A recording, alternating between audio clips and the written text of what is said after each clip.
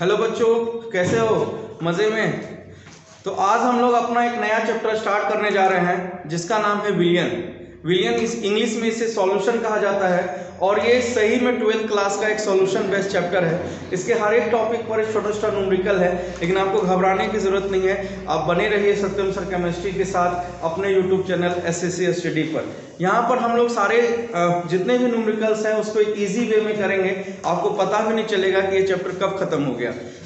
तो फिर हम लोग शुरू करते हैं सॉल्यूशन। तो सॉल्यूशन चैप्टर में आपको थ्योरी प्लस न्यूमेरिकल भी है, तो इसमें फिक्स किया हुआ एक क्वेश्चन आंसर का पैटर्न है, तो आपको घबराने की जरूरत नहीं है। तो सबसे पहले हम ये शब्द को समझें कि ये सॉल्यूशन वर्ड आया कहाँ से। ठीक है, तो सॉल्यूशन आपका आपने 7th 8th 9th 10th बहुत सारी क्लासों में इसका नाम सुना होगा। तो मैं एक बार इसको देख लेता हूँ, इसका ओरिजिन कहाँ से हुआ है और ये शब्द आया कहाँ से है। तो ये शब्द आता है आपका, सबसे पहले हम लोग मैटर को पढ़े थे बचपन में, और मैटर में हमने इसका 2 पार्ट किया। ठीक है, मैटर आपको पता होगा जो वॉल्यूम ऑक्यूपाई करता है या फिर जिसमें एक मास फिक्स मास होता है, उससे हम लोग उस पार्टिकल को हम लोग मैटर कहते हैं। तो प्योर हो गया और दूसरा हिस्सा है आपका इम्प्योर। ठीक है, प्योर मतलब शुद्ध, इम्प्योर मतलब अशुद्ध, और इम्प्योर को हमने बांट दिया 2 हिस्सों में। एक आपका आ जाता है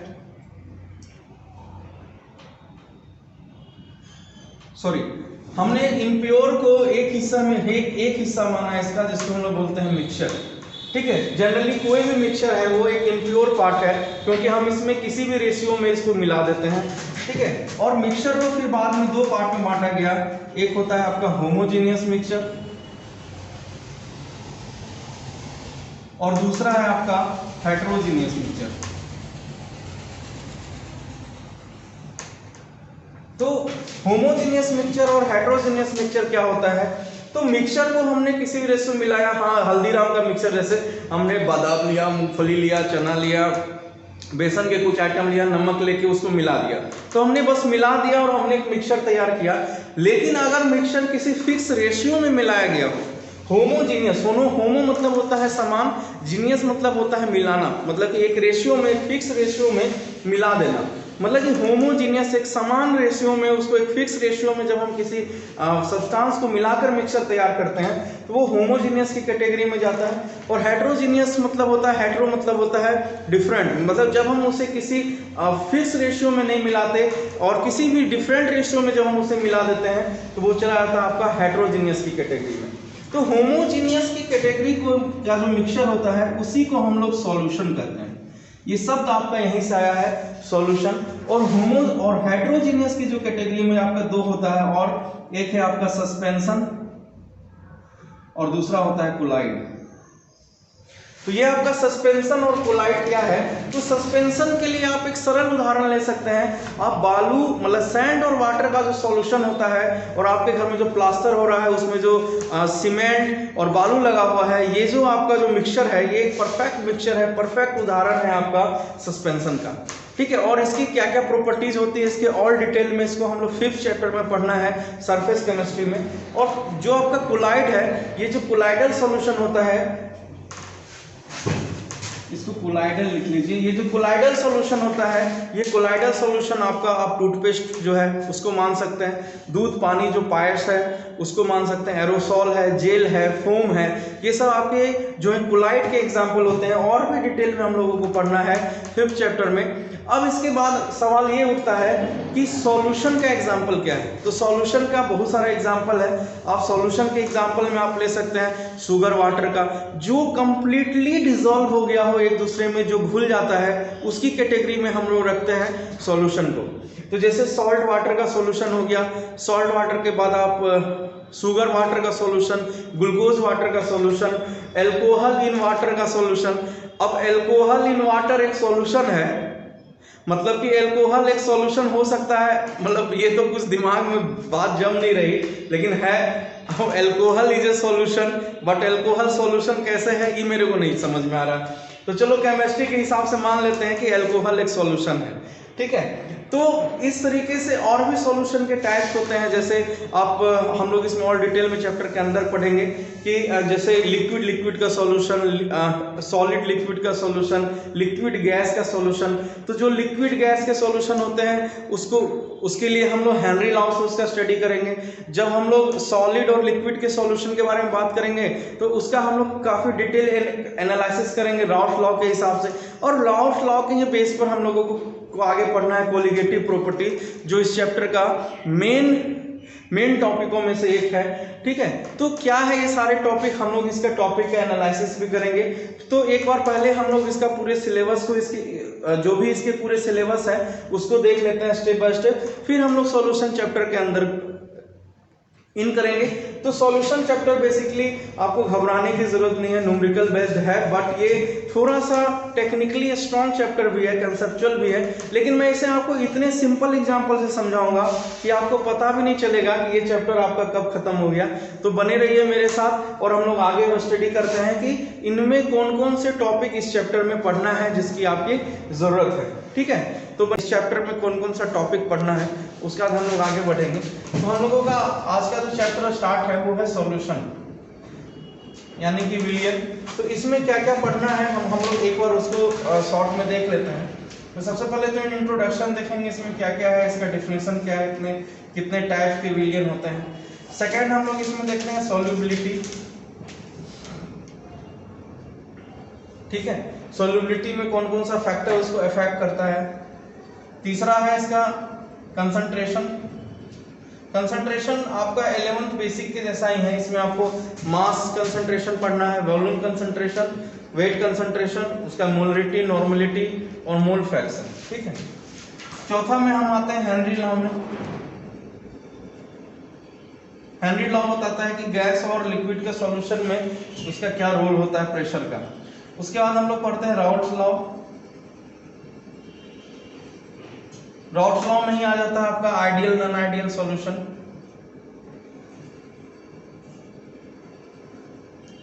इसके बाद हम लोगों को पढ़ना है, आते हैं कोलिगेटिव प्रॉपर्टीज पर। कोलिगेटिव प्रॉपर्टीज, अब ये क्या होता है कोलिगेटिव प्रॉपर्टीज, ये जब टॉपिक आएगा तब और ज्यादा क्लियर होगा। इसके 4 सेक्शन है। एक है आपका लोअरिंग इन वेपर प्रेशर,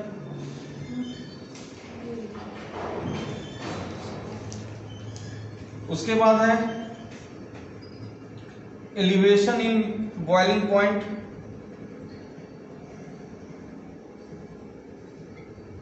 उसके बाद आता है आपका डिप्रेशन इन फ्रीजिंग पॉइंट। तो इसमें हम लोग एक एक करके पहले सबका डिफरेंशन जानेंगे कि वेपर प्रेशर किसे कहते हैं, बॉइलिंग पॉइंट क्या है, फ्रीजिंग पॉइंट क्या है, और इस पर सॉल्युबिलिटी, सॉल्यूट अमाउंट की सॉल्युबिलिटी पर इसका क्या इफेक्ट होता है या पड़ता है। ठीक है, इसके बाद हम लोगों का आता है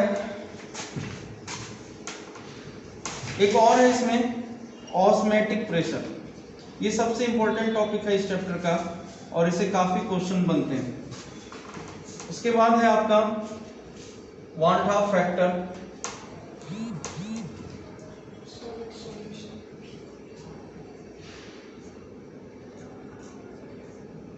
ठीक है, और चैप्टर आपका खत्म हो जाता है।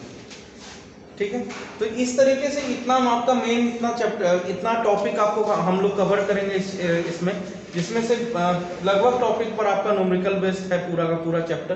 तो आप लोग साथ में बने रहें। जिस तरह से अभी तक हम लोगों ने पहले जो चैप्टर है उसको ख़त्म किया और उसके बाद हम लोग अब इस चैप्टर पे आ रहे हैं, तो थोड़ा लंबा सफ़र रहेगा इसका भी, इसलिए घबराने की ज़रूरत नहीं है। तो हम लोग आगे बढ़ते हैं और सबसे पहला जो आता है बिना टाइम बर्बाद किए हुए कि सॉल्यूशन किसे कहते हैं, उसका डिफिनेशन लिखते हैं। तो सॉल्यूशन का डिफिनेशन क्या है, सॉल्यूशन आप लोगों ने बहुत पहले भी पढ़ा होगा कि सॉल्यूशन किसे कहते हैं। तो सॉल्यूशन के डिफिनेशन में दो बहुत मेन पॉइंट है। अगर मैं इसका डिफिनेशन ये कहता हूँ कि 2 और more substance are mixed together, those mixture is called solution, ये एकदम परफेक्टली रॉन्ग आंसर है। ठीक है, ये आपका कंसेप्चुअल डिफिनेशन नहीं है, ये वैलिड मैं तो नहीं करूंगा। तो इसका डिफिनेशन क्या होना चाहिए, इसका डिफिनेशन होना चाहिए 2 or more homogeneous mixture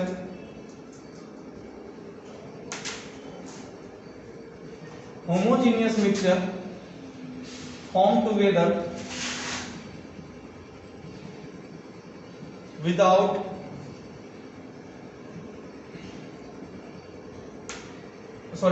together with non-reacting substance.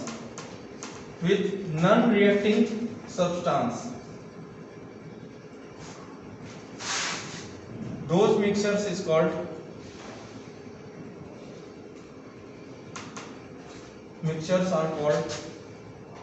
solution. ठीक है, तो ये यहां पर ये इसका परफेक्ट और कंसेप्चुअल डिफिनेशन हुआ कि हम सॉल्यूशन किसको कहेंगे। टू और मोर होमोजेनियस मिक्सचर फॉर्म टुगेदर, मतलब कि दो और दो से ज्यादा होमोजेनियस मिक्सचर जो एक साथ मिल रहा है विथ नॉन रिएक्टिंग सब्सटेंस, और जिसमें नॉन रिएक्टिंग सब्सटेंस नहीं है, those mixtures are called solution. मतलब क्या हुआ, एक यहाँ वर्ड आ रहा है मेरे पास होमोजेनियस मिक्सचर, हमको मिलाना है लेकिन कैसा होमोजेनियस मिक्सचर बनाना है, नॉन रिएक्टिंग सब्सटेंस होना चाहिए, जो हम उसमें मिला रहे हैं वो आपस में रिएक्शन नहीं करना चाहिए। अब अगर मान लीजिए मैं सॉल्यूशन बना रहा हूं और सॉल्यूशन मान लीजिए मैंने बना दिया NaOH और HCl का, अब मैं बोलूंगा ये दोनों आपका सॉल्यूशन है, ये गलत है, ये दोनों सॉल्यूशन नहीं है। ये दोनों सॉल्यूशन इसलिए नहीं है क्योंकि ये हम इसको सॉल्यूशन नहीं कहेंगे, मैं तो नहीं कहूंगा, क्योंकि अगर ये दोनों को मैंने आपस में मिलाया तो ये दोनों आपस में रिएक्शन कर लेंगे और रिएक्शन करके सॉल्ट बना लेता है, जो कि अब ये पूरे के पूरे विलियन की प्रॉपर्टीज को चेंज कर देता है। तो इस तरह से इन दोनों को सिर्फ मिला देने से सॉल्यूशन तैयार नहीं होता। हम सॉल्यूशन सिर्फ मिलाने को सॉल्यूशन नहीं कहते हैं, वो नॉन रिएक्टिंग होना चाहिए। मतलब अगर मान लीजिए मैंने सॉल्ट और वाटर को मिलाया है, मतलब कि सॉल्ट NaCl और प्लस H2O, यहाँ पर इस तरह का कोई रिएक्शन परफॉर्म नहीं होता कि जिससे कोई बाय प्रोडक्ट या हमको कोई प्रोडक्ट मिले। यहाँ पर ये दोनों एक साथ मिक्सअप होते हैं, एक सोलुबिलिटी एनर्जी के तहत इन दोनों में इंटरमिक्सिंग होता है और दोनों आपस में जुड़े रहते हैं, इसलिए हमको सॉल्ट नहीं दिखता, ये एक अलग कंसेप्ट है। लेकिन यहाँ पर नॉन रिएक्टिंग मटेरियल दोनों को है, दोनों आपस में रिएक्शन नहीं करते हैं, तो ये एक सॉल्यूशन के डिफिनेशन को वेरीफाई करता है। दूसरा है क्या कि वो होमोजीनियस मिक्सचर होना चाहिए। अब होमोजीनियस मिक्सचर का अपना एक प्रॉपर्टीज है, वही प्रॉपर्टीज आपके सॉल्यूशन का भी प्रॉपर्टीज होगा। तो होमोजीनियस मिक्सचर का क्या प्रॉपर्टीज है, हम लोग होमोजीनियस मिक्सचर किसको कहते हैं उसको देखते हैं।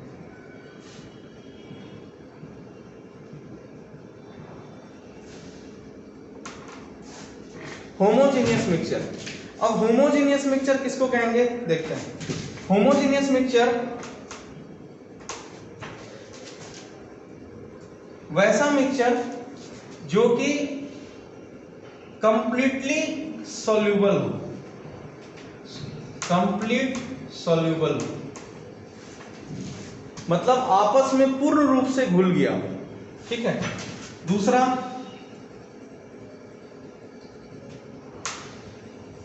अभी मैं सॉल्यूट वर्ड यूज नहीं करूंगा, mixing particles are not settle down.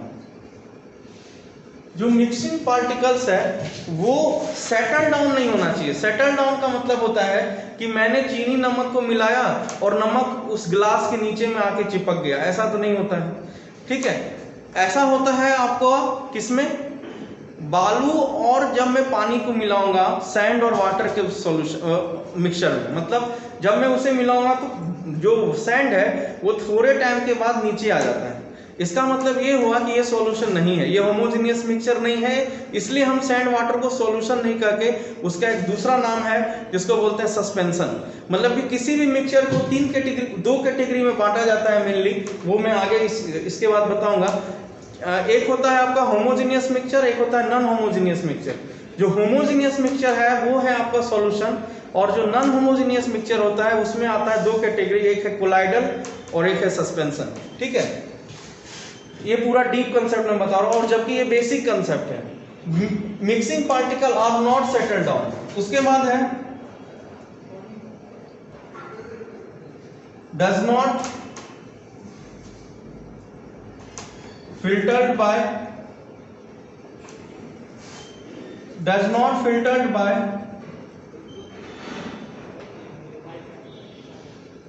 Filter paper.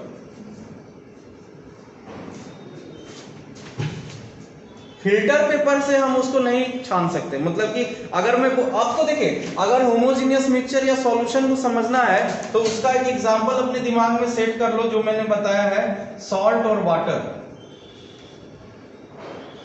Salt और वाटर का दिमाग में अगर एग्जांपल सेट है तो सारा का सारा आंसर आपको खुद ब खुद पता चल जाएगा। चीनी पानी को मिला दिया, नमक पानी को मिला दिए, अब आप ही बताइए कि क्या उसमें से नमक को हम छान सकते हैं फिल्टर पेपर से? नहीं छान सकते। क्या चीनी नमक नीचे बैठता है? क्या नहीं बैठता। उसके बाद क्या वो पूर्ण रूप से घुलता है? हाँ घुलता है, ठीक है। और उसके बाद अगर टेक्निकली और देखेंगे तो ये टिंडल प्रभाव, Tyndall effect, does not show Tyndall effect. मतलब क्या हुआ? ये टिंडल प्रभाव को नहीं दिखाता। टिंडल इफेक्ट क्या होता है, इसको हम लोग चौथे चैप्टर में काफी डिटेल में पढ़ेंगे, ठीक है, कि फिफ्थ चैप्टर में काफी डिटेल में पढ़ेंगे कि टिंडल इफेक्ट क्या होता है।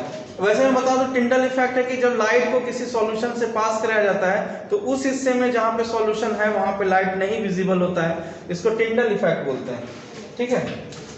थोड़ा सा अच्छा कंसेप्चुअल टॉपिक है। उसके बाद है फास्ट डिफ्यूजन। इसमें फास्ट डिफ्यूजन मतलब होता है विसरण, मतलब मिलना, आपस में सब्सटेंस का मिल जाना विदाउट एनी प्रेशर। मतलब कि हम किसी भी सब्सटेंस को लिए उसको मिला दिए, अगर वो इजिली मिल रहा है, इजिली मिलता है तो उसको हम बोलते हैं डिफ्यूजन, ठीक है। तो इस तरीके से आपका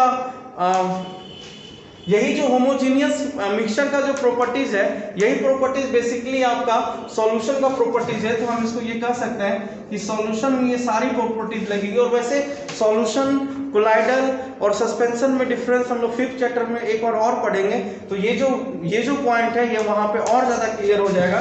और एक पॉइंट और है इसमें कि जो भी पार्टिकल का साइज है 10⁻⁹ से लेस देन होता है, ठीक है, बहुत ज्यादा छोटा होता है, ठीक है। तो इसका आप लोग स्क्रीनशॉट ले लें, ठीक है। अब हम लोग आगे बढ़ते हैं सॉल्यूशन के टाइप पर। सॉल्यूशन का जो टाइप्स है वो अलग अलग तरीके से बताया गया है। जैसे सॉल्यूशन में कुछ पॉइंट है, उसको पहले समझ लेते हैं। सॉल्यूशन जब भी बनता है तो दो या दो से अधिक सब्सटेंस से मिलकर बनता है। तो मान लीजिए कि मैंने एक सब्सटेंस माना एक, दूसरा सब्सटेंस माना दो।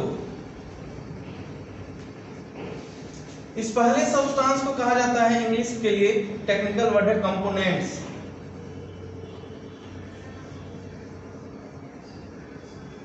ठीक है, ये हुआ कंपोनेंट्स 1 और ये हुआ कंपोनेंट 2। अब ये जो कंपोनेंट 1 और 2 है, ये कंपोनेंट का अपना एक टेक्निकल नाम है जिसको हम लोग आगे पढ़ेंगे, ठीक है। तो लेकिन यहाँ बेसिकली हमको बताने का ये जरूरत है कि जो आपका कंपोनेंट 1 है, जो मेरा कंपोनेंट 1 है, जो मेरा कंपोनेंट 1 है और कंपोनेंट 2 है, यानी कि ये कंपोनेंट 1 और कंपोनेंट 2 से मिलकर बना है आपका क्या सॉल्यूशन। तो एग्जांपल के लिए अगर मैं ले लेता हूं यहाँ पे सॉल्ट प्लस वाटर का सॉल्यूशन है, तो इसमें एक कंपोनेंट आपका क्या हो जाएगा सॉल्ट और दूसरा कंपोनेंट क्या हो जाएगा वाटर। मतलब इसमें दो कंपोनेंट से मिलकर बना है, इसलिए हम अब यहां से टाइप शुरू होता है कि नंबर ऑफ कंपोनेंट के हिसाब से, नंबर ऑफ कंपोनेंट्स के बेस पर इसका पहला टाइप है बाइनरी सॉल्यूशन। बाइनरी सॉल्यूशन में दो कंपोनेंट होते हैं, जैसे सॉल्ट प्लस वाटर, ठीक है। दूसरा टर्सरी सॉल्यूशन। अब बताओ इसमें कितने कंपोनेंट होंगे? इसमें 3 कंपोनेंट होंगे। जैसे 3 कंपोनेंट्स का मतलब क्या हुआ, जैसे सॉल्ट है, वाटर है और इसमें हम क्या ले लेंगे शुगर ले लेंगे। Salt plus water plus sugar का जो मिक्सचर होगा, वो जो सॉल्यूशन होगा उसको बोलेंगे टर्सरी सॉल्यूशन, क्योंकि इसमें 3 कंपोनेंट यूज में आया, ठीक है, 1, 2 और 3। यहाँ पर 2 कंपोनेंट यूज में था, इसलिए हम इसको क्या बोलते हैं, बाइनरी सॉल्यूशन। इसमें 3 है, इसलिए इसको क्या बोलेंगे हम लोग, टर्सरी सॉल्यूशन। तो अब इसके बाद आता है इसी तरह से क्वाड्रेटरी सॉल्यूशन, पेंट्रिक्सी सॉल्यूशन, मतलब कि जिसमें कंपोनेंट बढ़ता जाएगा उसके टाइप्स क्या होंगे, बढ़ते चले जाएंगे। ठीक है, एक पहला बेस हो गया। दूसरा बेस होता है आपका कि कंसंट्रेशन के बेस पर।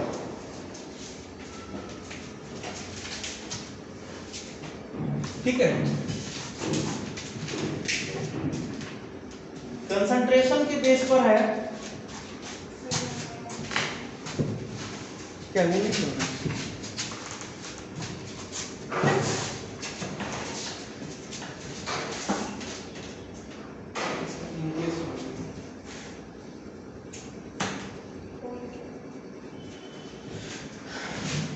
कंसंट्रेशन के बेस पर होता है, अगर आपका कंसंट्रेशन 0.1 मोलरिटी से, मतलब कि 1 मोलर से अगर आपका लेस देन होता है, less than 0.1 m, less than 0.1 m, तो हम बोलते हैं उसको डाइल्यूट सॉल्यूशन। ठीक है, और अगर ये आपका मोर देन 0.1 m होता है तो इसको बोलते हैं कंसंट्रेटेड सॉल्यूशन। बहुत मजेदार तरीके से बता रहा हूँ, बहुत डीप है एकदम।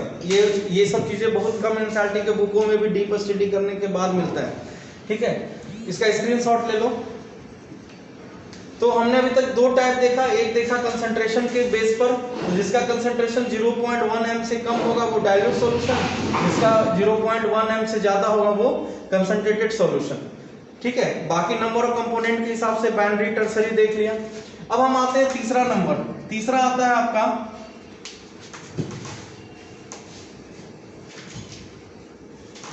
तीसरा आता है वाटर एडेड। अगर आपका वाटर एडेड सॉल्यूशन है, मतलब पानी मिला हुआ है, तो उसको हम लोग बोलेंगे aqueous solution.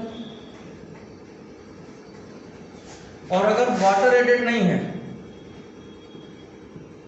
Does not added water, तब जो सॉल्यूशन होगा उसको हम लोग बोलेंगे नॉन एक्वस सॉल्यूशन। मतलब मैं आपको टर्मिनोलॉजी बता रहा हूं कि ये सब टर्म जब यूज होगा कि एक्वस सॉल्यूशन लिए, अब पता चला एक्वस सॉल्यूशन क्या है पता ही नहीं, मतलब जिसमें पानी का अमाउंट है वो एक्वस सॉल्यूशन है, पानी का अमाउंट नहीं है वो क्या है, नॉन एक्वस सॉल्यूशन है। ठीक है, चलिए अब आते हैं चौथे नंबर पर। चौथा नंबर समझने से पहले हमको सॉल्यूशन का कुछ प्रॉपर्टीज समझना होगा। सॉल्यूशन 2 चीजों से मिलकर बनता है। मान के चलते हैं कि कंपोनेंट 1 प्लस कंपोनेंट 2।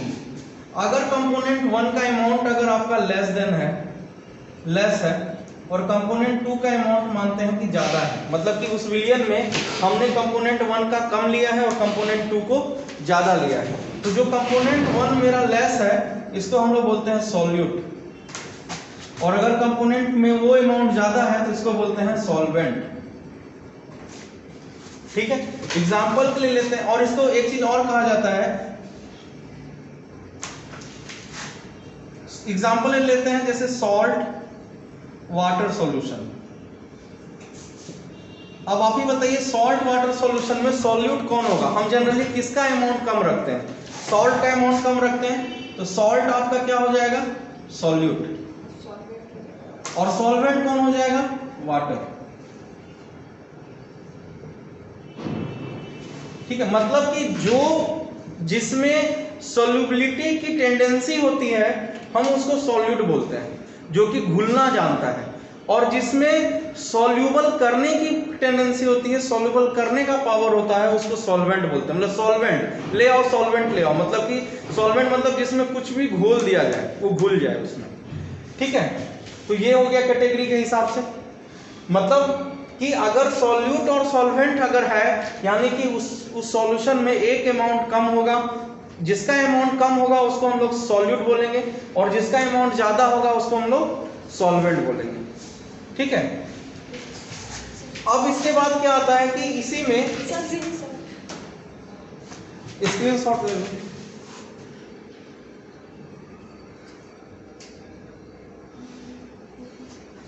इसके बाद है कि इसके बाद क्या आता है देखते हैं। इसके बाद है कि अब हमको सॉल्यूट के प्रॉपर्टीज के हिसाब से इसका टाइप क्या होता है। On the basis of solute amount के हिसाब से इसका टाइप होता है सैचुरेटेड सॉल्यूशन और दूसरा होता है अनसैचुरेटेड सॉल्यूशन। मतलब जितने टाइप से दुनिया की किसी भी बुक में सॉल्यूशन के लिए कोई टर्म आएगा तो आपको वो समझ में आ जाएगा। ठीक है, इतना डीप पर आ रहे हैं। सैचुरेटेड सॉल्यूशन मतलब कि does not dissolve solute at time. मतलब एक ऐसा समय आता है जिसमें अब हम सॉल्यूट को नहीं घोल सकते। मान लो चीनी पानी में हमने इतना चीनी डाला, चीनी घुलते चीनी डालते एक ऐसा सिचुएशन आएगा उसमें चीनी नहीं घुलेगा। तो वो तब जो सॉल्यूशन बनता है वो उस समय पर उसको बोलते हैं saturated solution. Tendency to dissolve solute, मतलब वो ऐसा सॉल्यूशन जिसमें अभी भी टेंडेंसी है उस सॉल्यूट को डिसॉल्व करने की, तो उसको हम लोग बोलते हैं, क्या बोलते हैं, अनसैचुरेटेड सॉल्यूशन। ठीक है, ये तो हो गया सॉल्यूट के हिसाब से।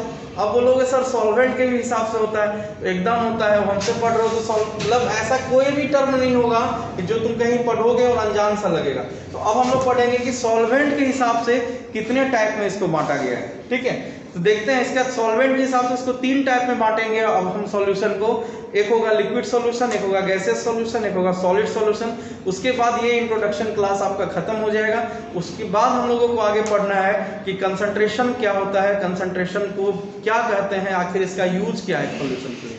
ठीक है, चलो अब हम लोग आगे पढ़ते हैं। बहुत मजेदार चीज है, इसमें बहुत ज्यादा ऑब्जेक्टिव क्वेश्चन भी पूछा जाता है और हम लोग ये भी देखेंगे कि इसका कैसे यूज हम लोग करते हैं अपने जनरल लाइफ में भी, और आपको एग्जाम्पल पता है या नहीं ये भी देखते हैं। ठीक है, तो आपको सोच के रखना है। तो हमने क्या किया है कि सॉल्वेंट के बेस पर इसके 3 टाइप बनाए, gaseous solution, liquid solution, solid solution.